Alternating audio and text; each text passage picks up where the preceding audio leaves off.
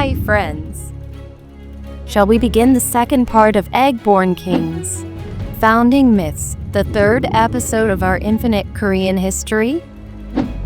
Last time, we learned about the egg-born myth of Jumong from Goguryeo, and how Piryu and Onjo, who were born in Goguryeo, settled by the Han River to found Hyeokgeose. This time, shall we explore the fascinating founding myths of Silla and Gaya? The third story of egg-born myths. Silla. Silla was the slowest to develop among the three kingdoms. However, it eventually became the nation that unified the three kingdoms and lasted for an incredible 1,000 years. What kind of founding myth did Silla have? The one who will become the king of the new nation is inside this egg. After Gojoseon fell, there were three confederacies in the southern part of the Korean peninsula: Mahan, Jinan, and Pyeongan. Among them, Jinan consisted of 6 villages. At first, the villages were harmonious and peaceful, but as the population grew, frequent disputes arose. So the 6 villages decided to join forces to create one nation and crown a king. For the peace of our villages, we must appoint a king quickly. One day, while the leaders of the 6 villages were gathered for a meeting, a mysterious scene unfolded near a well at the foot of a small mountain. The area around the well was glowing, and when they ran toward it, they were surprised to find a white horse. Look, a winged white horse is nesting an egg. The horse bowed toward the people and immediately ascended to heaven. In its place, a purple egg remained. The moment the curious people touched the egg, it cracked open and a handsome baby boy stepped out. Everyone believed this child was a king sent from heaven and raised him with great care. A baby coming out of an egg. It's certain that heaven has chosen him to be our king. The people named the child Hyeokgeose, meaning they hoped he would rule the world brightly. Since he was born from an egg shaped like a gourd, they gave him the surname Pak. At the age of 12, Hyeokgeose founded a nation called Sorabol and became king. Later, Sorabol's name was changed to Silla. Let's make this a wonderful nation to live in. Since the king was a mysterious being born from an egg, don't you think the founding myths of Silla and Goguryeo are quite similar? There's another interesting fact: the appearance of a well. Unlike Goguryeo, which was mountainous and difficult for farming, Silla relied heavily on agriculture and thus cherished wells. Also, seeing the horse appear, some suggest that the people who founded Silla were actually northern nomadic tribes. Regardless, the story of a horse from heaven laying an egg is truly a mystical tale.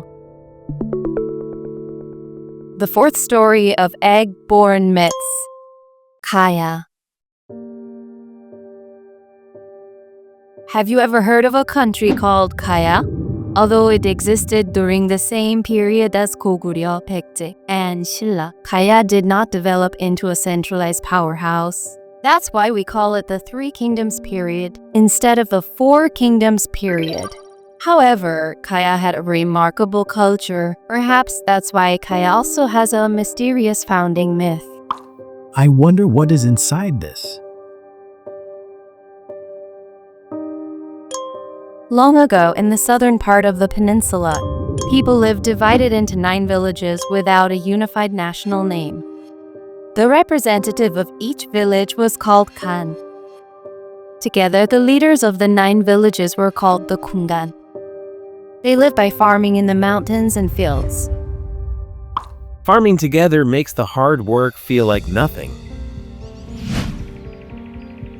Then one day, a strange sound came from a pea called Gujibong. The Kungan ran toward the source of the sound. I hear a strange voice from the mountain peak. Let's hurry. But there was no one there. Only a voice could be heard. Is anyone there? The Kungan replied. Yes, we are here. Then the voice spoke again. Where am I? This is Kuji. The voice continued. Heaven has commanded me to establish a nation here and become your king. You must dig the earth of this peak while singing and dancing. Then you shall receive your king. So be joyful and rejoice. Hearing this, the people danced and sang a song called Kujika. Turtle, turtle, stick out your head. If you do not, we will roast and eat you. Then something truly miraculous happened.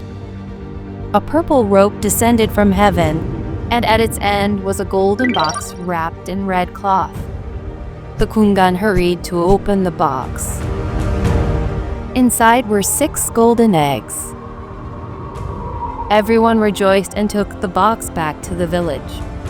Heavens, what a miracle! 12 days later, they opened the box and baby boys had been born from all 6 eggs. In just about 10 days, they grew into full-grown men. The first one born was named Suro, and he was crowned the king of Gaya. The other 5 boys each became kings of the other 5 Gaya states. Isn't it a fascinating myth? Heaven has sent us our kings. The 5th story of egg-born myths. The egg.